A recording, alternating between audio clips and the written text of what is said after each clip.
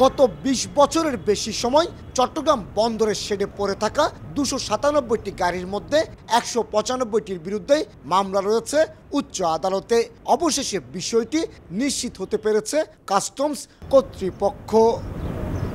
আমদানি করা এসব গাড়ি ডেলিভারি না হয় ঢাকা পড়ে বনজঙ্গলে।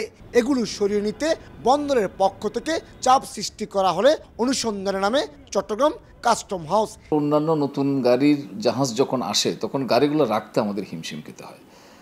আর এই স্পেসটা খালি হলে আমরা অন্য গাড়ি রাখতে পারি, আমাদের একটু রেভিনিউ জেনারেট হয়। ইম্পোর্টার যে টাকা খরচ করেছে ওই টাকাটা আমার বাইরে চলে গেছে, বাট এই গাড়িগুলো থেকে আমি কোনো রেভিনিউ পাই নাই। আবার এই গাড়িগুলোর এখন ব্যবহার উপযোগিতাও নাই যে এই গাড়িগুলো আমার দেশে চলাচল করে এটা কোনো সেবা আমাকে দিতে পারবে।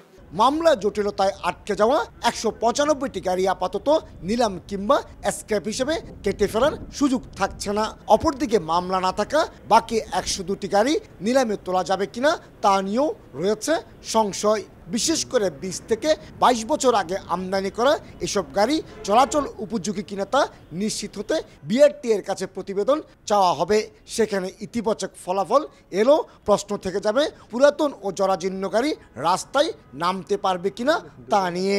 যদি এই রকম সিচুয়েশন তৈরি হয় যে আমার নিলাম এগুলি আমি করতে পারছি না, আইনগত জটিলতা আছে বা এই প্রক্রিয়াগুলি শেষ হতে হতে এগুলি ব্যবহার উপযোগিতা শেষ হয়ে যায়, সেক্ষেত্রে এগুলো আমাদের ধ্বংস প্রক্রিয়া যেতে হবে। এদিকে মামলা দ্রুত নিষ্পত্তি করে গাড়িগুলো নিলাম কিংবা আমদানিকারকের বিপরীতে ছাড় করার ব্যবস্থা নেওয়ার কথা বলছেন বারবিরা নেতারা।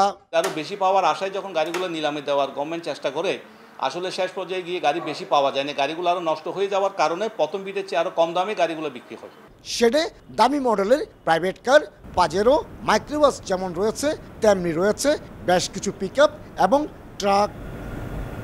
বিদেশ থেকে আমদানি করা ৭৪টি গাড়ি নিলামে বিক্রি করতে না পেরে অন্তত ৬ মাস আগে কেটে স্ক্র্যাপ করা হয়েছে, কিন্তু নানা জটিলতায় সে স্ক্র্যাপ এখনও বিক্রি করা যায়নি।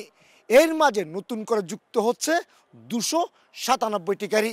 এসব গাড়ি কি কাটা হবে নাকি নিলামে বিক্রি হবে সে সিদ্ধান্ত নিতে পারছে না Chattogram custom house. Chattogram custom হাউসের নিলাম শেড থেকে কমল দে, সময় সংবাদ।